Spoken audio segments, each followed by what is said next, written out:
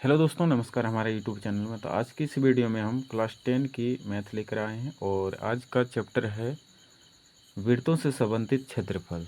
तो आज हम लोग इसको पढ़ेंगे और कुछ प्रश्न करेंगे एक्सरसाइज का। और सबसे पहले इसका बेसिक हम लोग जानकारी लेंगे कि वृत्त होता क्या है।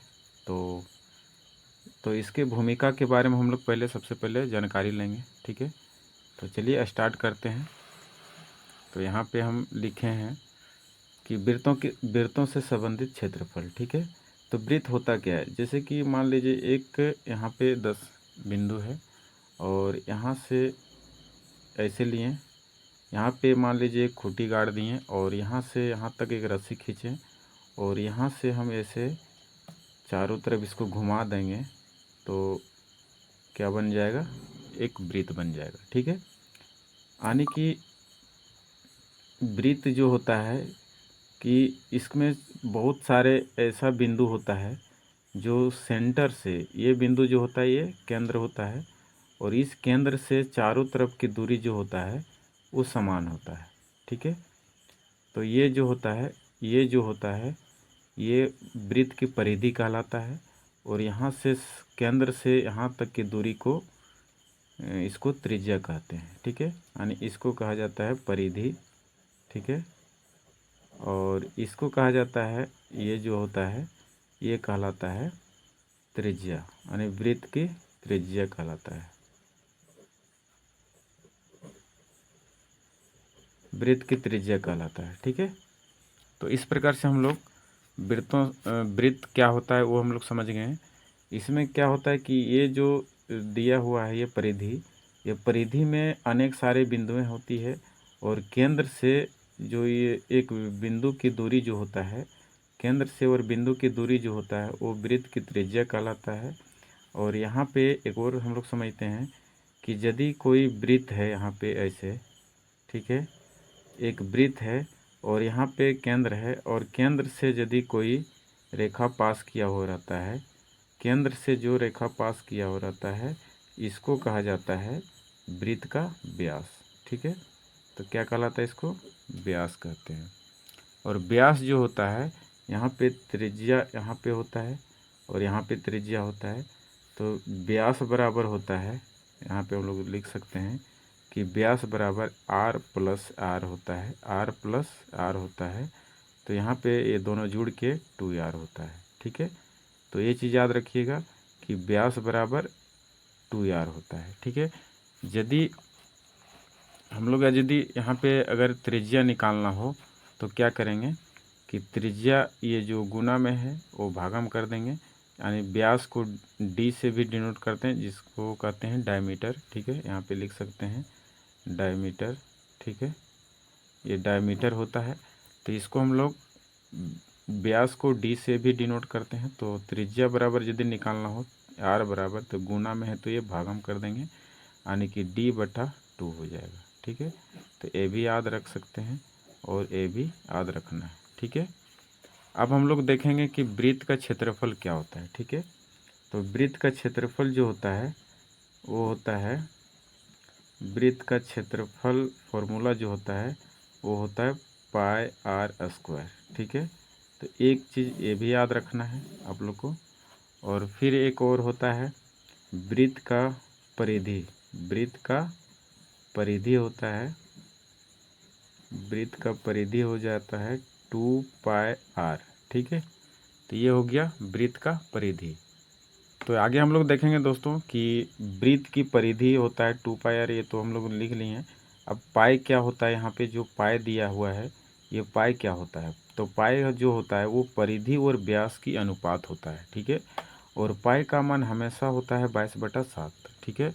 और 22/7 ले सकते हैं या हम लोग इसको लिख सकते हैं कि इसका मान होता है 3.14, यानी 3.14, यानी 3.14 होता है, 1/4 होता है। तो ये हम लोग लिख सकते हैं, ठीक है। यदि जब तक क्वेश्चन में ना कहा जाए तब तक हम लोग 22/7 ही लेते हैं पाई का मान। और यदि क्वेश्चन में बोल दिया जाए कि पाई का मान 3.14 लेना है तो इसी को लेकर हम लोग आगे हल करेंगे, ठीक है। तो ये सब सारे फार्मूला हम लोग इसको याद रखना है। और अभी आगे हम लोग जो एक्सरसाइज में बनाएंगे वो इसी। अब हम लोग क्या करेंगे, प्रश्नावली 12.1 को हल करेंगे। तो यहाँ पे देख सकते हैं लिखा हुआ है कि जब तक अन्यथा ना कहा जाए तब तक पाई का मान 22/7 का प्रयोग कीजिए। ठीक है, तो पहला प्रश्न है, दो वृत्तों की त्रिज्याएं क्रमशः 19 सेंटीमीटर और 9 सेंटीमीटर है। तो कहता उस वृत्त की त्रिज्या ज्ञात कीजिए जिसकी परिधि इन दोनों वृत्तों की परिधियों के योग के बराबर है। यानी कि दो वृत्त दिया हुआ है और एक तीसरा तीसरा वृत्त का परिधि निकालना है जो इन दो परिधियों के यानी दो वृत्तों के परिधियों के योग के बराबर है। ठीक है, तो हम लोग इसको हल करते हैं। चलिए, तो यहाँ पे हम सबसे पहले लिख लेते हैं कि पहले वृत्त की त्रिज्या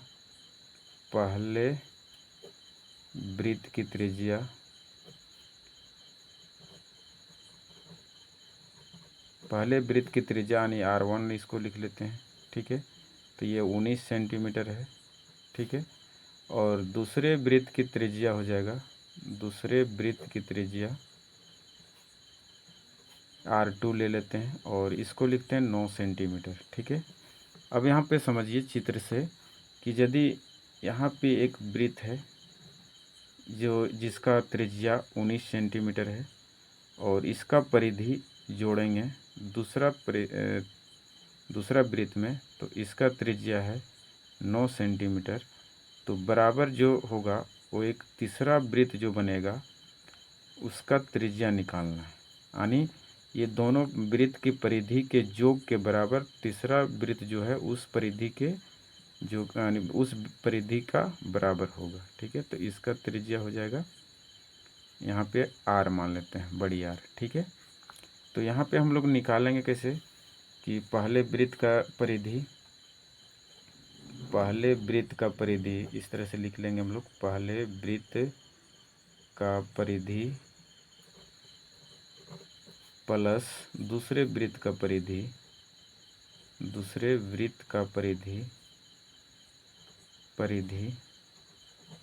बराबर, यहाँ पे ये तीसरा हो गया, ये जैसे फर्स्ट हो गया, ये सेकंड हो गया, ये थर्ड हो गया। ठीक है, यानी 3 वृत्त है, तीनों वृत्त का निकालना है। ये दोनों वृत्त की सहायता से तीसरा वृत्त का त्रिज्या निकालना है। ठीक है, तो यहाँ पे ये दोनों वृत्तों की परिधि के योग के बराबर ये तीसरा वृत्त के परिधि के बराबर है। ठीक है, तो यहाँ पे लिख लेंगे तीसरे वृत्त की परिधि। ठीक है, तीसरे वृत्त की परिधि लिखेंगे, वृत्त की परिधि। ठीक है, तो इस प्रकार से हम लोग फॉर्मूला लिख लिए। अब यहाँ पे हम लोग फॉर्मूला इसका बैठाएंगे कि 2πr1 लेंगे।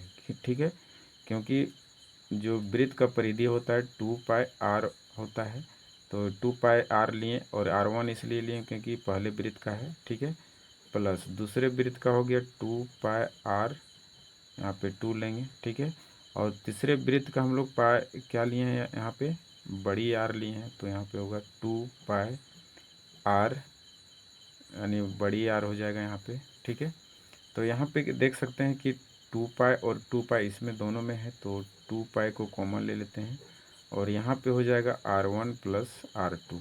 ठीक है, बराबर यहाँ 2πr।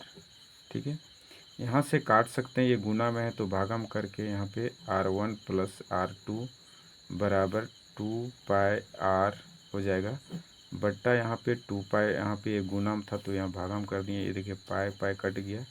अब R1 का मान कितना है, यहाँ पे 19 सेंटीमीटर है और R2 का मान यहाँ पे कितना है 9 सेंटीमीटर, तो यहाँ पे 9 सेंटीमीटर लिखेंगे और यहाँ पे क्या बचा बड़ी R, तो बड़ी R लिखेंगे। अब इसको जोड़ दीजिए, यहाँ पे हो जाएगा 9 9 18 हो जाएगा और 1 2 हो गया, यानी R बराबर हो गया इसका कितना 28 सेंटीमीटर। ठीक है, यानी हम लोग लिख सकते हैं क्या कि बड़ी R का वैल्यू कितना आ गया यहाँ 28 सेंटीमीटर। ठीक है, यानी कि ये जो तीसरा वृत्त है इसकी त्रिज्या कितना निकला 28 सेंटीमीटर। तो इस प्रकार से ये पहला प्रश्न हो जाता है। ठीक है, अब हम लोग दूसरा प्रश्न करेंगे। तो दूसरा प्रश्न पढ़ते हैं। लिखा है कि दो वृत्तों की त्रिज्याएं क्रमशः 8 सेंटीमीटर और 6 सेंटीमीटर है। कहता उस वृत्त की त्रिज्या ज्ञात कीजिए जिसका क्षेत्रफल इन दोनों वृत्तों के क्षेत्रफल के योग के बराबर है। तो सेम उसी प्रकार बनेगा जैसा कि इसमें बनाए हम लोग। इसमें क्या था कि परिधि हम लोग निकालें और यहाँ पे हम लोग क्या किस चीज़ से निकालेंगे, क्षेत्रफल की सहायता से। ठीक है, तो इसमें भी त्रिज्या ही ज्ञात करना है तीसरा वृत्त का। इसमें भी तीसरा वृत्त का त्रिज्या ही निकालें, तो इसमें भी हम लोग तो तीसरा वृत्त का त्रिज्या ही निकालेंगे। तो चलिए इसको भी बना लेते हैं। ठीक है, तो यहाँ पे हम लोग लिखेंगे हल, और जो दिया है वो लिख लेते हैं। ठीक है, दिया क्या है कि पहले वृत्त का त्रिज्या दिया हुआ है। पहले वृत्त का त्रिज्या दिया हुआ है, यानी R1 दिया हुआ है कितना, 8 सेंटीमीटर। ठीक है, और फिर दूसरे वृत्त का दिया हुआ है, दूसरे वृत्त की त्रिज्या यहाँ पे हो जाएगा R2। तो यहाँ पे इसका दिया है वैल्यू 6 सेंटीमीटर। ठीक है, अब हम लोग मान लेंगे तीसरे वृत्त का, माना तीसरे वृत्त की त्रिज्या। ठीक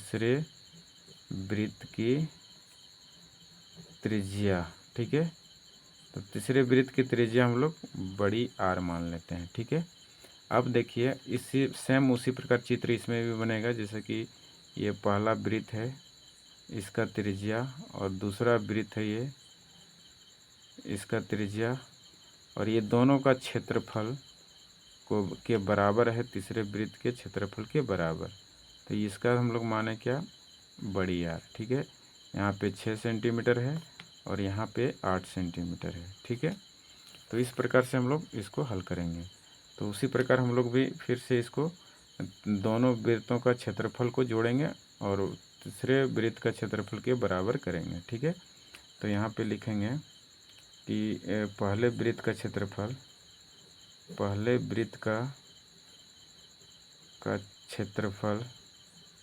प्लस दूसरे वृत्त का क्षेत्रफल बराबर हो जाएगा तीसरे वृत्त का क्षेत्रफल। ठीक है, क्योंकि यहाँ पे 3 वृत्त है, तो तीसरे वृत्त का क्षेत्रफल। ठीक है, तो यहाँ पे हम लोग फॉर्मूला लिखेंगे, वृत्त का क्षेत्रफल होता क्या है, होता है पाई R स्क्वायर। ठीक है, तो इसका R1 लेंगे, प्लस दूसरा होता है उसी प्रकार पाई R स्क्वायर, और यहाँ पे 2 लेंगे, और तीसरा जो है पाई R स्क्वायर, तो इसको हम लोग ये लिख दिए। ठीक है, इसमें कैपिटल R मान है तो कैपिटल R लेंगे। ठीक है, अब हम लोग इसका पाई का मान को हम लोग क्या करेंगे, कॉमन ले लेंगे पाई को, तो यहाँ पे लिख सकते हैं पाई बाहर कर दिए, और यहाँ पे R1 का स्क्वायर प्लस R2 का स्क्वायर करेंगे। ठीक है, बराबर यहाँ पे पाई लिखेंगे और R का स्क्वायर करेंगे, तो यहाँ भी पाई कट जाएगा, तो यहाँ पे बचेगा क्या, ये बच गया। अब इसका हम लोग स्क्वायर करेंगे, तो R1 का मान कितना है, 8 सेंटीमीटर, तो 8 का स्क्वायर करेंगे, प्लस यहाँ पे R2 का मान 6 सेंटीमीटर है, तो 6 का स्क्वायर करेंगे, बराबर R स्क्वायर यहाँ पे इधर दिया हुआ है। ठीक है, अब हम लोग इसको हल करेंगे। 8 का स्क्वायर होता है 64 और इसका स्क्वायर होता है 36। ठीक है, तो ये हो गया R स्क्वायर। ठीक है, अब हम लोग इसको करेंगे, इसको जोड़ेंगे तो 6 4 10 के 0 होता है, 6 3 9 1 10 होता है, बराबर R स्क्वायर। ठीक है, अब इसमें देखते हैं हम लोग कि ये जो R स्क्वायर है, R स्क्वायर को इधर करेंगे तो रूट अंडर में चला जाएगा, यानी कि R बराबर लिख सकते हैं हम कि रूट अंडर इसको 100। ठीक है, तो हम लोग यहाँ पे निकाल सकते हैं कि R बराबर जो होगा वो 100 का वर्गमूल होता है 10, तो ये 10 सेंटीमीटर हो गया। तो देख सकते हैं दोस्तों, ये तीसरे वृत्त का त्रिज्या कितना आ गया, 10 सेंटीमीटर, तो इसका आंसर ये 10 है। ठीक है, तो इस प्रकार से हम लोग आज 2 प्रश्न किए और ये पहला पार्ट है। दूसरे पार्ट में तीसरे प्रश्न से हम लोग हल करेंगे, क्योंकि वीडियो ज़्यादा लंबा हो जाता है और ज़्यादा लंबा होने के कारण दिक्कत होता है। तो इस प्रकार से हम लोग 1 और 2 प्रश्न आज किए हैं। अब दूसरे पार्ट में हम लोग तीसरा प्रश्न से करेंगे। तो चलिए नेक्स्ट वीडियो में मिलते हैं, और चैनल में नए हैं तो चैनल को सब्सक्राइब करिए और बेल का आइकन को भी प्रेस कर लीजिए। चलिए नेक्स्ट वीडियो में मिलते हैं आप लोग से।